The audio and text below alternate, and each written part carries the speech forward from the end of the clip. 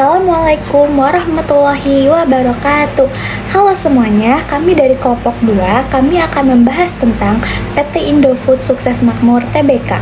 Yuk kita simak videonya bagaimana PT Indofood Sukses Makmur Tbk ini sukses dengan tata kelola dan tanggung jawab sosialnya.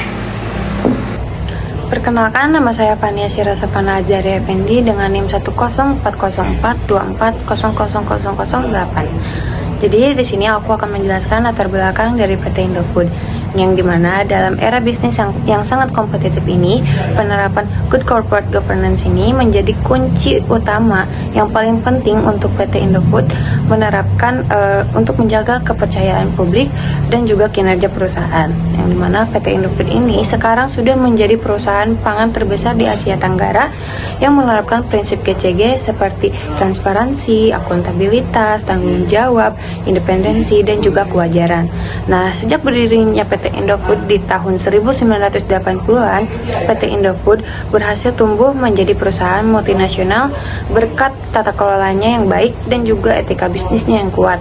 Selain itu juga, komitmen terhadap Corporate Social Responsibility atau CSR menjadikan Indofood tak hanya berfokus pada keuntungan, tetapi juga berfokus pada keberlanjutan lingkungan dan kesejahteraan masyarakat. Oke, rekan-rekan semuanya, sebelum kita membahas mengenai tata kelola perusahaannya, kita kenali dulu nih, perusahaan apa yang kita bahas. Jadi bisa dilihat, perusahaan yang kita bahas ini adalah PT Indofood Sukses Makmur Tbk. PT Indofood ini sudah sangat familiar di Indonesia, sudah banyak tersebar juga produknya di Indonesia. Jadi PT ini pertama diresmikannya pada 14 Agustus 1990 oleh almarhum Bapak Sudino Salim. Nah, PT ini fokus pada bisnis utamanya yaitu industri makanan dan juga minuman. Tentu kita udah banyak banget tahu ya makanan yang dikeluarkan oleh Indofood, mulai dari mie instan, bumbu-bumbu, susu, dan snack lainnya. Nah, PT ini mempunyai visi yaitu menjadi perusahaan total food solution terkemuka.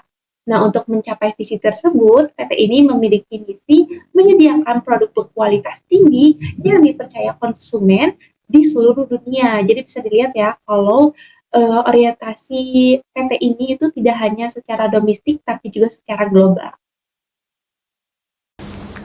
Halo, perkenalkan nama aku Jolin, aku dengan NIM 10442430380 dan berasal dari kelas AB 4808. Di sini aku akan membahas kelanjutan dari teman saya, itu kali ini di presentasi kali ini aku bakal ngebahas tentang struktur dan juga organ tata kelola.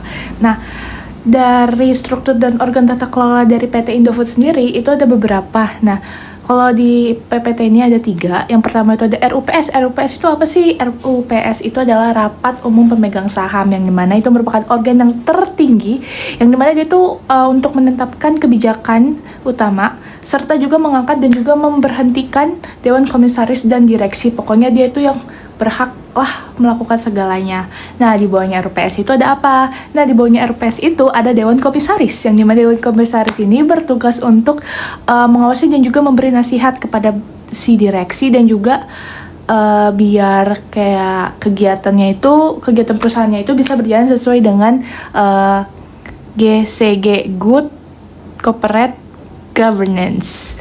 Nah, itu juga bukan dia sendiri, dan dia tuh bisa dibantu oleh komite audit dan juga komite nominasi dan juga remunerasi.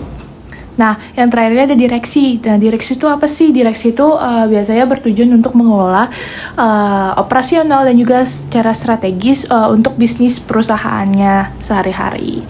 Nah, kalau direksi sendiri didukung ada 3. Pertama ada unit audit internal, lalu yang kedua itu ada sekretaris perusahaan, dan yang terakhir itu ada manajemen pelaksana di tiap divisinya. Jadi kayak misalnya nih, PT Indofood kan punya banyak banget jenis ya produk kayak mie instan, bumbu, dan juga agribisnis seperti itu. Jadi setiap jenis itu mereka punya manajemen pelaksana di tiap divisi.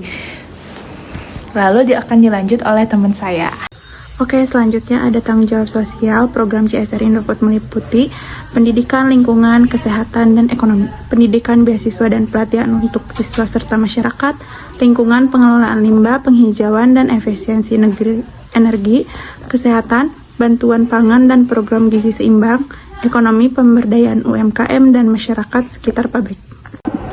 Oke, selanjutnya di sini ada tanggung jawab sosial atau biasa disebut dengan CSR. Program CSR di PT Indofood ini meliputi yang pertama ada pendidikan, yang dimana pendidikan ini PT Indofood ini menyediakan beasiswa dan pelatihan untuk siswa dan masyarakat. Yang kedua ada lingkungan, yang dimana PT Indofood ini pengelolaan limbah, penghijauan dan efisiensi energi. Yang ketiga ada kesehatan, yang dimana PT Indofood ini memiliki bantuan pangan dan program gizi yang seimbang. Yang keempat ada ekonomi, yang dimana PT Indofood ini pemberdayaan UMKM dan masyarakat sekitar publik. Kesimpulannya, jadi PT Indofood Sukses Makmur TBK itu telah menerapkan prinsip Good Corporate Governance secara konsisten. Struktur organisasi dan mekanisme pengawasannya juga berjalan secara efektif melalui transparansi, tanggung jawab sosial, dan kepatuhan. Indofood juga berhasil menjaga kepercayaan publik dan reputasi perusahaan. Good Governance, Great Performance. Nah, tadi itu adalah cuplikan video dari kelompok kami. Terima kasih kepada dosen dan juga teman-teman atas perhatiannya. Sekian, wassalamualaikum warahmatullahi wabarakatuh.